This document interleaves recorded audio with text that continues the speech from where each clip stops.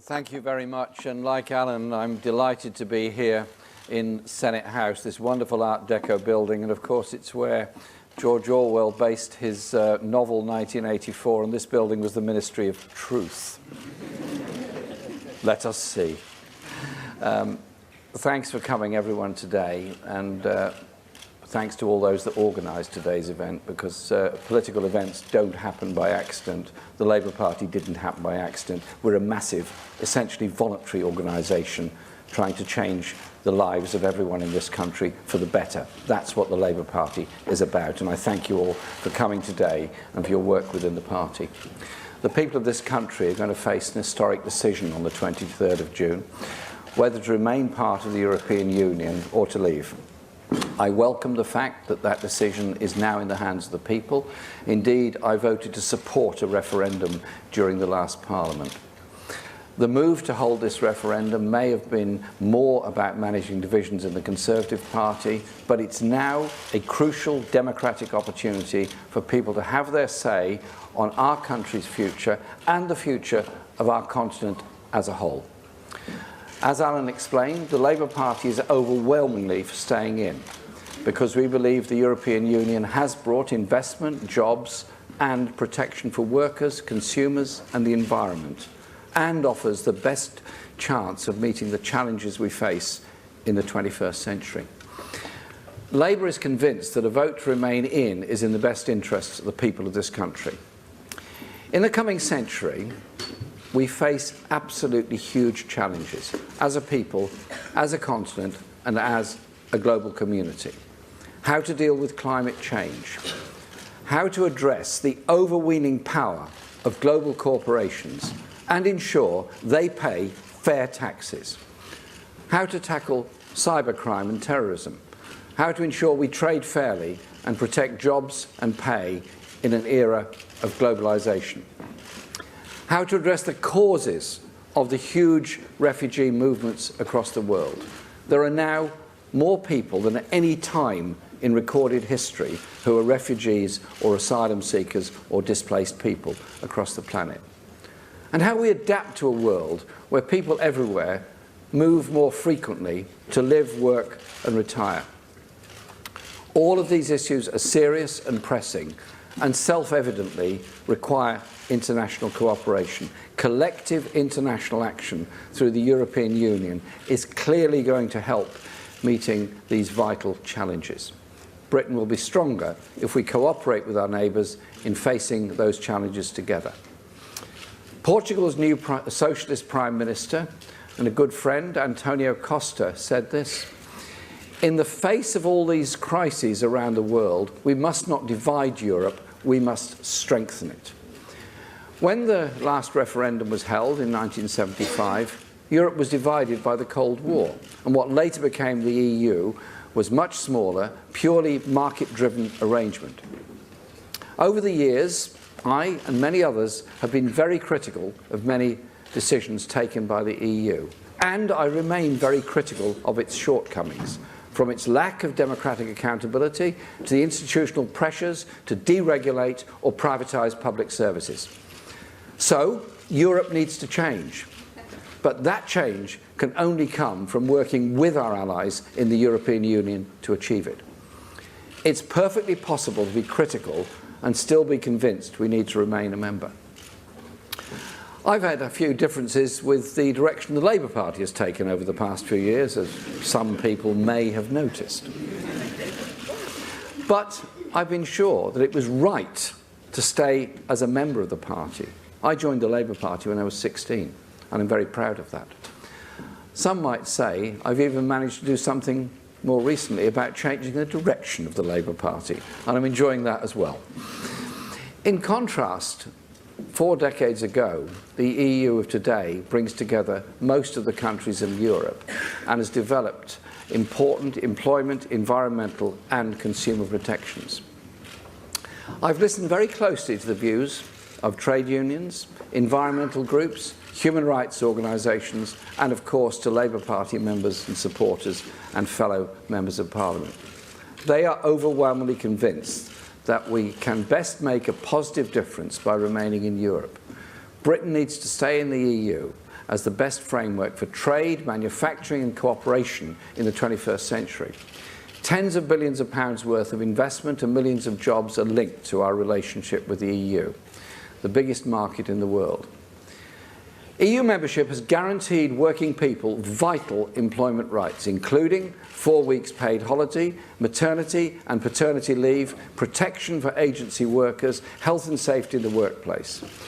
Being in the EU has raised our environmental standards, from beaches to air quality, and protected consumers from rip-off charges. But we also need to make the case for reform in Europe. The reform David Cameron's government has no interest in, but plenty of others across Europe do. That means democratic reform, to make the EU more accountable to its people. Economic reform, to end self-defeating austerity and put jobs and sustainable growth at the centre of European policy.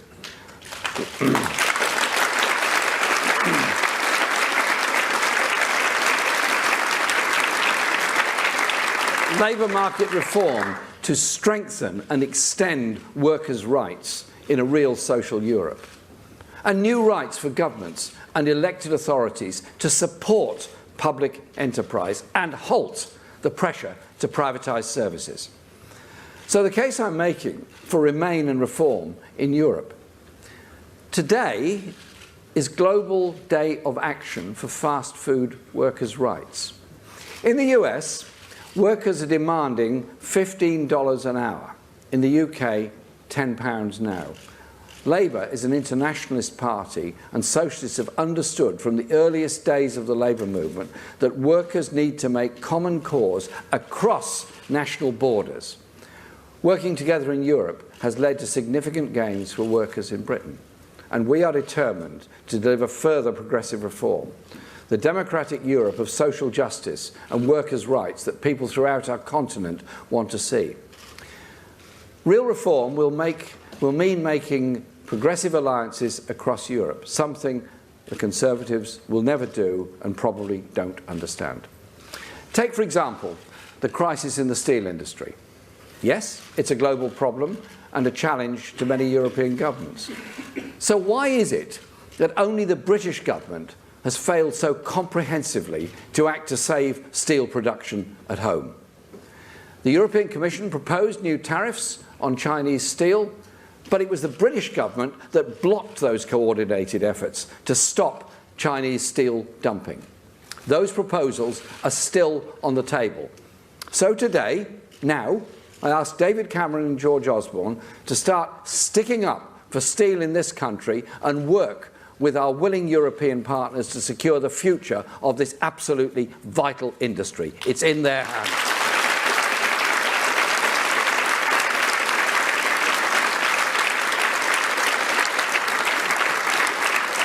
There are certainly problems about EU state aid rules which need reform.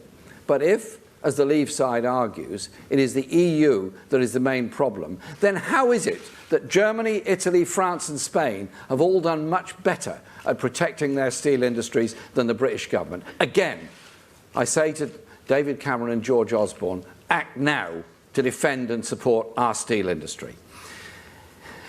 It is because those other countries have acted within EU state aid rules to support their industries, whether through taking a public stake, investing in research and development, providing loan guarantees or compensating for energy costs. It's not the EU that is the problem, but the Conservative government here in Britain that doesn't recognise the strategic importance of our steel industry.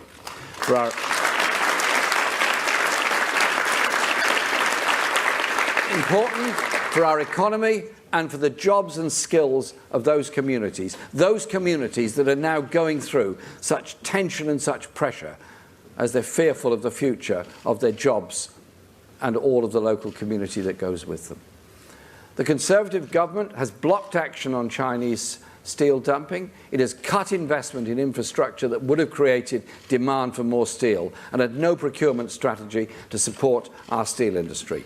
A Labour government would have worked very differently with partners across Europe to stand up for steel production in this country.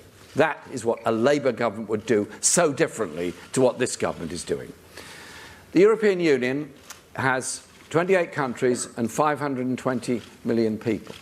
Could have made us stronger by defending our steel industries together. The actions of the Conservative government have weakened us.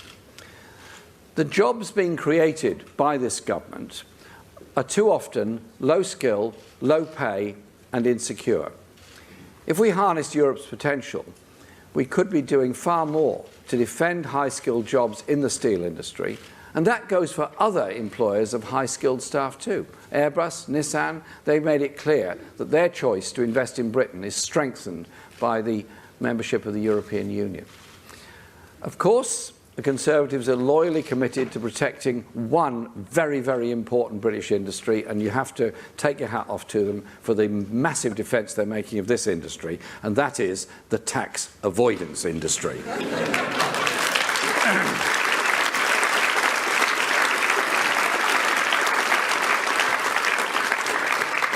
The most telling revelation about our Prime Minister has not been about his own tax affairs, but that in 2013 he personally intervened with the European Commission President to undermine an EU drive to reveal the beneficiaries of offshore trusts.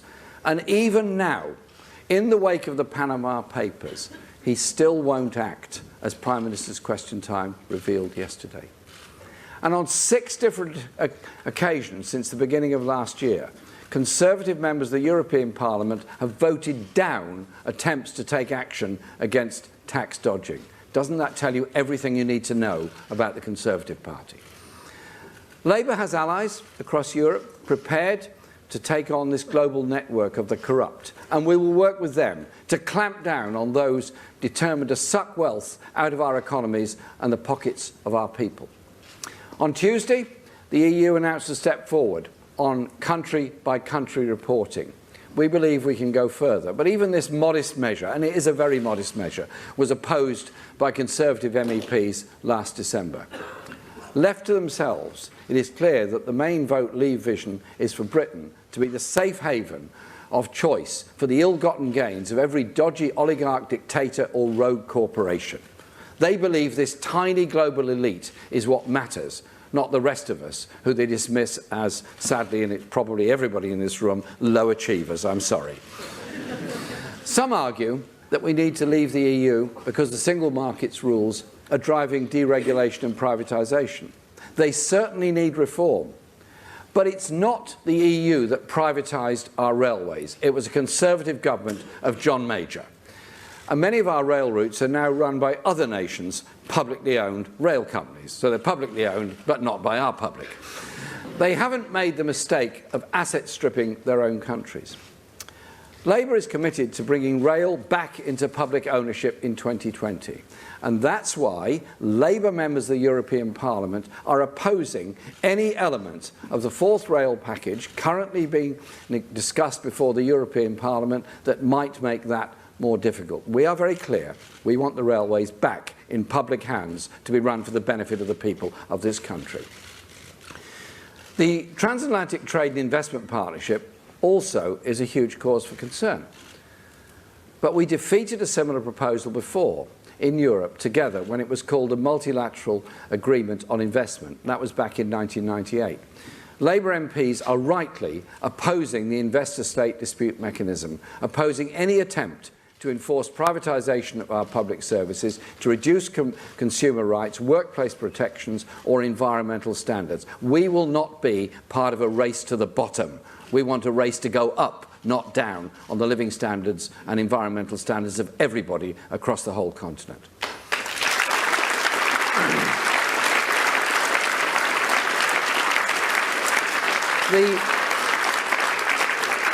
The free market enthusiasts in the Leave campaign would put all those protections at risk. Labour is building alliances to safeguard them.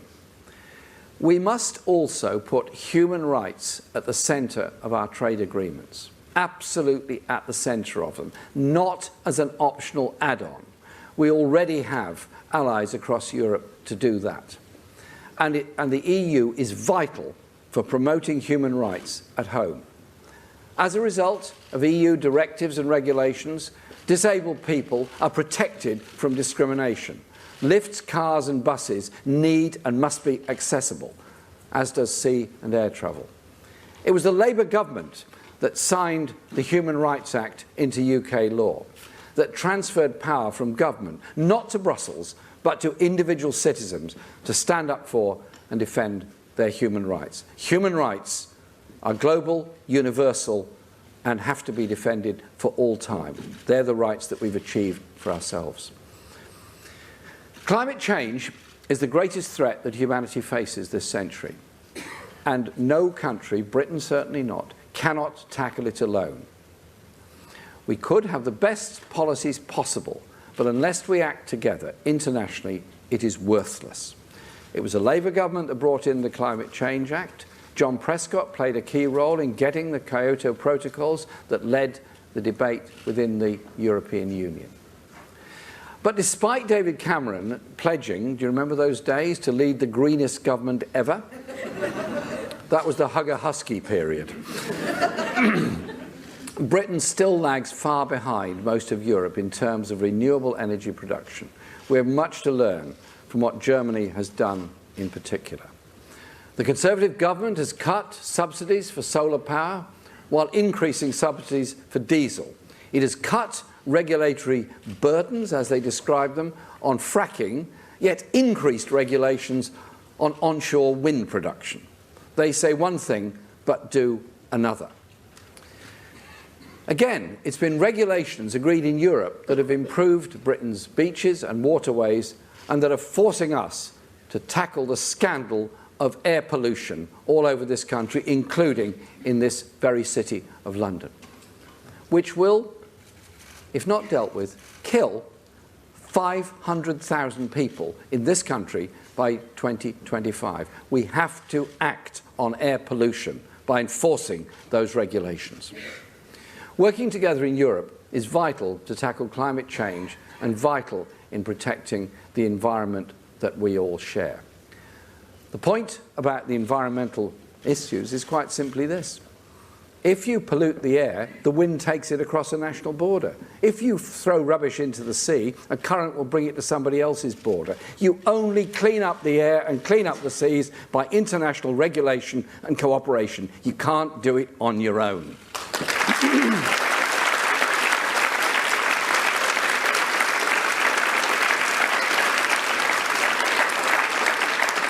There is no doubt debate about the EU membership in the next couple of months will focus strongly on jobs and on migration. We live in an increasingly globalised world. Many of us will study, work, or even retire abroad at some point in our lives. Free movement has created opportunities for people, British people and others. There are nearly 750,000 British people living in Spain, and over 2 million living in other parts of Europe. Learning abroad, working abroad, increases opportunities and skills, and migration brings benefits as well as challenges at home. But it's only if there is government action to train enough skilled workers to stop the exploitation of migrant labour by undercutting wages, to invest in local services and housing in areas of rapid population growth, that they will be felt across the whole country. And this government has done nothing of the sort. Its failure to train enough skilled workers means we've become reliant on migration to keep our economy functioning. This is especially true of the National Health Service, which depends on migrant nurses and doctors to fill vacancy. This government has failed to invest in training, and its abolition of nurses' bursaries and its decision to pick a fight with the brilliant junior doctors is likely to make these shortages worse, not better.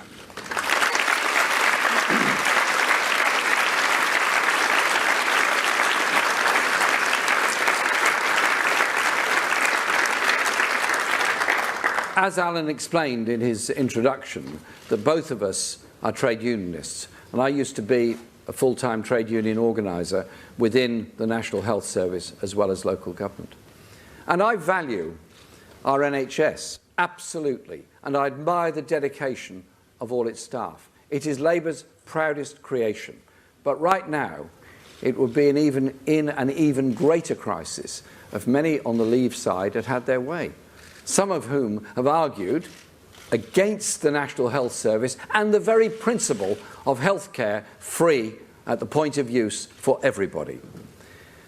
And of course, it's EU regulations that underpin many rights at work. Holiday entitlement, maternity leave, rights to take breaks, and limits on how many hours we can work. And that has helped to improve protection for agency workers. The Tories and UKIP are on record of saying they would like to cut back on EU guaranteed workplace rights if they could. A Labour government would instead strengthen rights at work, making common cause with our allies to raise employment standards throughout Europe, to stop the undercutting of wages and conditions by unscrupulous employers who want to achieve greater exploitation. We want to strengthen the protection of every worker all over Europe, not just in Britain.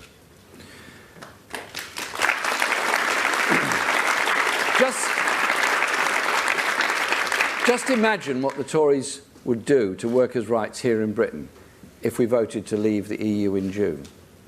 They would dump rights on equal pay, working time, annual leave, agency workers, maternity pay as fast as they could get away with it. It would be a bonfire of rights that Labour governments have secured and trade unions have helped to secure across the whole of this continent. Not only that, it wouldn't be a Labour government negotiating, sadly, a better settlement for working people within the EU. It would be a Tory government, quite possibly led by Boris Johnson and backed by Nigel Farage.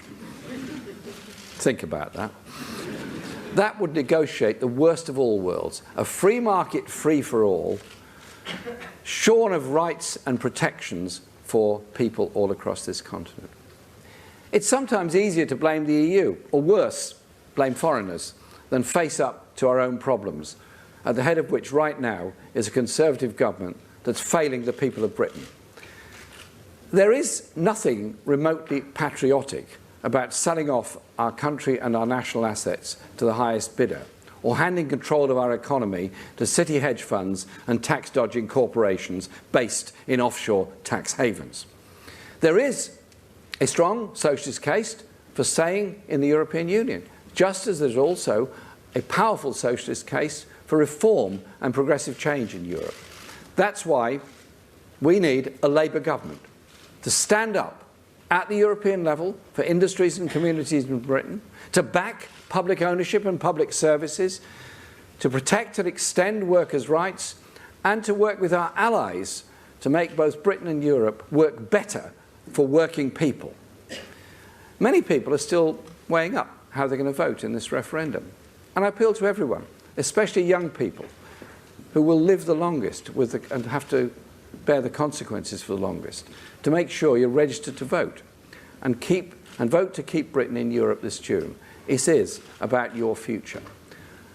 By working together across our continent, we can develop our economies, protect social and human rights, tackle climate change, and clamp down on tax dodgers. You cannot build a better world unless you engage with the world, build allies, and deliver change. The European Union, many warts and all, has proved itself to be a crucial international framework to do that. That's why we're backing the Britain Remain in Europe campaign, and I hope you will too. Thank you very much.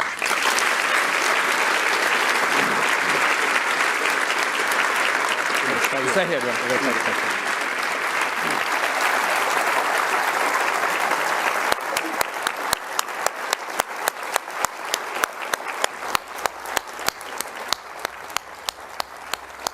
So we're expecting a couple of questions to come now to Mr. Corbyn from journalists, so we'll just stay with this for a second or two. We've got some time for some questions. First of all, from the media, then from some members. Laura Koonsberg from BBC. Thank you very much. Mr. Corbyn, let's go for the Ministry of Truth, as we are here in Senate House. You've voted against the EU many times. Before today, you've branded some of its policies crazy and immoral. would you now actually describe yourself as a pro-European? And also, you've barely mentioned one of the things that really matters to many of our viewers about the EU, which is the number of people coming from other countries in the EU to this country. Do you think too many people from other parts of the EU have come to live and work in the UK? No, I don't think too many have come. I think that the issue has to be of wages and regulations, which I included in my speech, and it's employers that try to undercut industry-wide agreements in the construction industry and others that are the problem, hence the agency workers issue that I raised in my speech, as well as minimum wages that I raised in my speech. There has to be a case for a minimum wage tied to the cost of living all across the continent. There is nothing wrong with people migrating to work around the continent, but there has to be a level playing field on pay and conditions. What we have is unscrupulous employers doing that. Yes, I've been critical of many things within the European Union. I think you would have probably gathered from my speech I have many criticisms of the European Union. This is a decision about whether we stay in and argue for the kind of socially just Europe that I want, that our party wants, that the vast majority of trade unions and ordinary people in this country want, or we walk away from it. That's the decision that's been made. Does it mean I recant on everything I've ever said or done? Absolutely not. I'm sorry about that.